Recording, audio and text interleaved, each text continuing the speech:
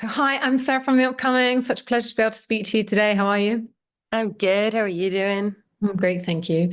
Maybe we could just kick off with a brief introduction. I guess some people might have already been through the whole of the series. People might be still coming to it fresh. What can people expect from 15 Love? They can expect a lot of tennis, but they can also expect a very in-depth dive into the world of abuse in the tennis world and the sort of power imbalances that can go on in ways that I guess like sexual assault can be not handled in the right way. We haven't had that many sort of series based around kind of the tennis world. And particularly with this one, it's, you never quite know where you are with it. There's so many twists and turns Mm. on that first episode. I mean, when you first picked up that script, what was really exciting to you and why did you want to dive into the project? Well, the thing is, when I auditioned for it, I actually hadn't seen the script at all. I only saw the sides that I had auditioned with. So I got the gist of like my character, but not really the context of the whole piece. I knew that the assault would be part of it. But then I remember, yeah, I just liked the way that it was written, and then I read it as I was like in my tennis training, like prepping for the part. And I just sat down one day on my way back and read the script. And I was just, wow, I was like, my God, I can't believe I get to be part of something like this because it feels like such an important story to tell and such I think it really goes into lots of different viewpoints and like intricacies of how this thing can affect young people and well the ripple effect that it has on everybody that is impacted by it. So yeah, I was really excited to be part of it. And what can you tell us about your character of Renee? How did you see her? How did you kind of get under the skin of her? And how did you prepare to play her?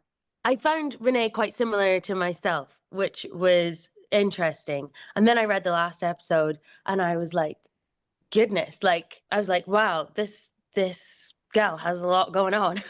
like I think she is a person that really comes across as one thing, but like has so much hiding inside. And I guess like in human nature and reality, like that's kind of all of us. Some have bigger covers on and some have more transparency, but I just thought like, wow, how interesting to play somebody that has had to hold so much in for so long.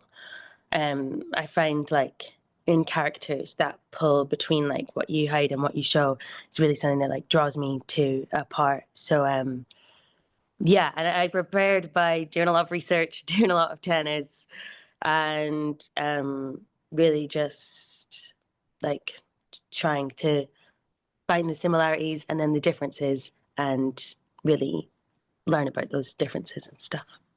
Yeah, I was going to ask about that. I mean, how much did you already know about tennis? Had you already played from scratch? um, Because all those bits, they look so slick and everybody completely looks the part, but I'm sure that didn't just happen overnight. yeah, no, I came out of the audition and then casting director was like, "Do you play tennis?" And I was like, "No." So I didn't play it at all before. Like maybe once when I was four, I picked up a racket and thought, "I'm not very good at this. Okay, enough." So I did a lot of like for a whole month before they had me in like tennis training 3 times a week with like some really top coaches and also personal training. But it was really amazing to be in the environments of the tennis academies because it was like as well as getting the sort of physical aspect of it, it was so great to be in the environment that the show is set in to be able to sort of like absorb the attitudes and the mindsets of the different real people that that was their life. So that was also a part of the preparation, I guess. And such an incredible cast to work alongside. And I mean, there's a lot of intensity to the story, particularly the performance from Ella, absolutely Mm. amazing. And like we're saying, kind of about your character as well, lots of different layers to it. What was it like working alongside Ella and also Aidan? Oh, it was amazing. It was like, yeah, Ella is just like one of the most incredible actresses. And it was such like a privilege to get to do that job with her. And like we met in our chemistry read, and from there we were talking afterwards, and she was like, "Oh, I like your crystal," and I was like, "Oh, thanks," and we just became best friends basically since that. So when we found out that we were both going to be able to do it together, it was amazing. And we just like, I think because we'd formed such a strong bond, like outside of the show, it meant that when we got to be on screen together, it was just like play. It was just like, yeah, just getting to do something with your best friend. So it was, and also really just inspiring to watch her do her thing, because it was, you know, one of her first things as well. And I was like, just blown away. And yeah, working with Aiden was great too. He was so lovely as a person. And then I'd be working with him and I'd be like, "Oh my God, you're terrifying." That switch was really like amazing to watch and be a part of. And I guess on the shoot, were there any particular moments that were really challenging, or on the flip side of that, were there some real highlights along the way? I think the last scene, or one of the last scenes in, or one of my last scenes in episode 6, where it's just me and Ella in the hotel room. Don't want to give away any spoilers, but that was a very intense scene, and it felt like so much of Renee's story and like her insides that had had such a lid on them the whole time were finally getting a voice. And it was quite like emotionally intense to like go to that place and to finally like have, you know, like the tape ripped off.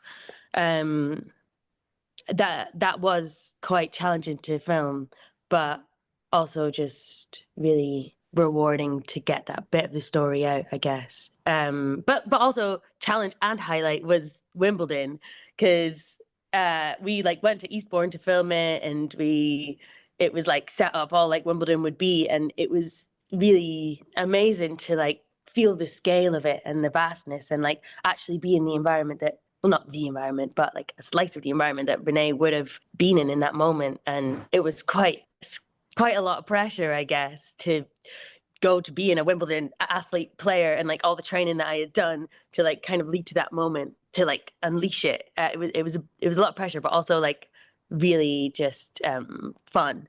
Also became a highlight of the experience. And in terms of the takeaways, I mean, I guess, like we said at the beginning, this is not a show that I feel like I've ever watched before. And the fact there are so many different aspects to it. And it does feel like it's part of a current wave of sort of TV shows that are kind of, you know, moving away, I guess, from any of the sort of black and white views that you can have of sort of scenarios like this, and the way that, you know, the sort of gray areas, the impact that it's had on Ella's character sort of psychologically, being in this situation, and also kind of not being afraid maybe to also show some, you know, an unlikable character or quite a messy character. So the audience is kind of kept maybe on their toes in that sense. What do you think people could take away from watching the show? I guess like you kind of said it, that it never is black and white. And people, when something like that happens, people are not going to react in a perfect way, because it's a very opposite of perfect, you know, thing that has happened. You know, you just said it. It's not a black and white situation, and it never really is, apart from that assault and abuse of power is wrong. But a reaction to that is never going to be right or perfect, because we are all human and we are all messy and imperfect, and that is like such an invasion and betrayal, especially in Ella's position, like being so young and the effects that it can have mentally. Of course no one's going to react perfectly to it, and I think I'm so happy that the show shines such a light on her messiness and her imperfection, and all the other characters' reaction to that, their imperfections as well, because it would be unrealistic to show it any other way. I think I hope the audience can just to have some light shone on this sort of experience and awareness raised, because it was not long ago that the law was changed, that it wouldn't be that it would still be legal to have a relationship with a 16-year-old if you're a coach. So like, you know, that is not far away from our reality, and I think just as much awareness of being part there as possible is always good. Yeah, and it does feel like we are opening up a lot more space, in our culture to have these sorts of conversations. And like we're saying, with a bit more nuance, I was thinking also of I don't know if you've seen How to Have Sex, and that's kind of more about maybe consent and things like that. But it does feel like we're in a really great moment in that. Yeah. And what have you found? Have you found any kind of like reactions to the show? Have you spoken to anyone about it? Are those conversations being prompted? Yeah, they are. I mean, like, so many people are like, I didn't even know that this was a big deal in tennis, or I didn't even know, and like everybody has stories. And I think that just the more space that is being allowed for people to have these sorts of conversations and to not feel the thing that's kept people so quiet for so long is the shame and the stigma that is attached to assault, and the blame that is put on the victim, and the mistrust and the disbelief. So I think anything that opens up this space and opens up people's minds just that little bit more and pushes for change just that little bit more is going into creating, hopefully, a world in which people are able to come forward and people are able to share their stories without that shame, and ultimately where things like this don't happen anymore because people in power know that they're not going to get away with it. Absolutely. And I guess taking a step back, thinking of the stuff that you've done before for this show, I know you're kind of in theatre doing Hamlet and things like that. What have been some of the highlights before you jumped onto this, and how do you think those kind of roles and experiences helped you when you jumped on board with this show? Ooh, what next question? I graduated in like 2020, and then I think we filmed it in 2022. So, and then there was COVID in the middle, COVID. So like I did an amazing play at the Kiln, with about like the Windrush sort of generation in the 60s and 70s, and like that was, I don't know, I feel like since then or before then I've always played parts that like have strands of hope and hurt all in one. And I think it's been, I guess that's kind of how life is. So I'm really feel like I'm lucky to have played parts that are all really sort of rooted in reality and real people and real like complex emotions. So then in coming to this part, I feel like I was hopefully able to bring a bit of that in, learn also a bit of that while filming, and then hopefully be able to play some more complex, human, nuanced characters in the future. Is it very different doing? I mean, it always strikes me that it's quite a sort of gulf between theatre and doing film and TV. I mean, theatre to me just looks like the most sort of grueling of all the kind of art forms. Having to sort of be on stage every single night, whereas maybe in TV, once you've got the take, that's it, that's done. But perhaps for you, that you have a preference or one that you find easier. I don't really think I have a preference. I kind of love both in their own way. Like I grew up doing a lot of theater, and I'm doing writing for some theater right now.